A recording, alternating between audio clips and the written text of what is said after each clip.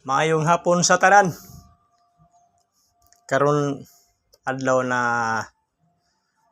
Thursday, naghahunting ako ng mutya. Ngayon lang ako nagkaroon ng naghunting ng mutya. Ngayon ko lang 'to nakukuha. Ito ay isang parang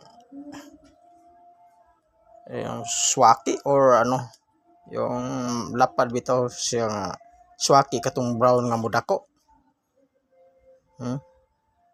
Ug kani siya tong sinawon nga shell nagiging bato na sa sobrang tagal ng panahon, nagiging bato. Tingnan nyo. Ito din. Maliit. Yung swaki na malapad. Yung brown ang kulay. Tulad nito ng kulay ng ganito. Maliit siya. Pero batong-bato. Batong-bato. Nagiging bato sa tagal ng panahon. Bihira ka lang na magkaroon ng ganitong klaseng mga mutya. Sa sobrang tagal, nagiging bato. Kadalasan sa mga swaki, pag nakukuha mo yan, nabiyak yan. Madaling masisira. Pero ito, nagiging bato.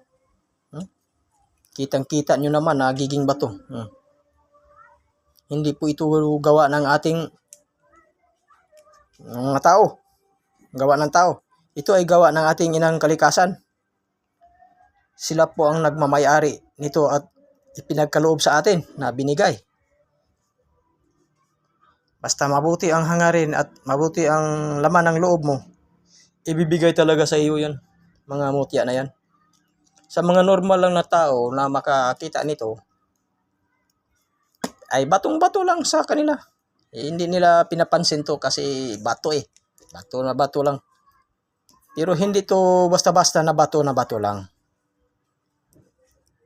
O sa tinuod pa ni nga kinhason, o mga swaki nga tinuod jud nimo nga makaon, mga puhag rin siya, mga bungkag rin ba. Pero kay nagiging bato, so ang nagmamayari nito ang ating inang kalikasan. Ibinigay sa atin dahil gagamitin natin to sa tama at hindi lang sa pagyayabang. Marami tayong matutulungan nito. Pwede mo to pangkalahatan to din to. Pangkalahatan din to. Hindi putukan ng baril, kabalat kunat. Mabisa din to sa mga pangontra sa mangkukulam. Mabisa din to sa pampaswerte. Depende sa iyo kung anong orasyon na ilalagay mo dito. Kasi yung mga mutya, pag inaalagaan mo talaga ng tama, pinagpala ka pa rin ng ating Panginoon.